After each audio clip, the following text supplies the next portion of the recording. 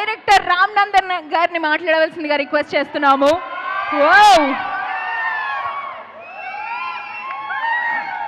Hello అండి,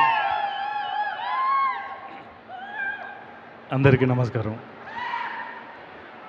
ముందుగా శ్రీహరి గారికి జన్మదిన శుభాకాంక్షలు.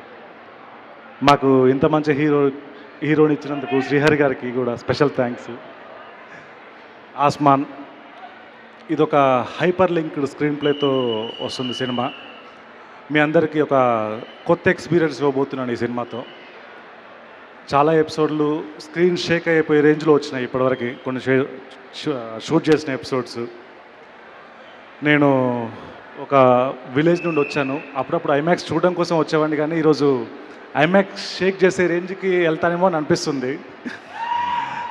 నన్ను నమ్మి నాకు అవకాశం ఇచ్చిన మా ప్రొడ్యూసర్ వెంకటేష్ గారికి, అయినా మా హీరో మేఘం శ్రీహరి గారికి, మంచి మంచి ఫ్రేమ్స్ ఇచ్చిన మా షోయబ్ గారికి చాలా థ్యాంక్స్ అండి.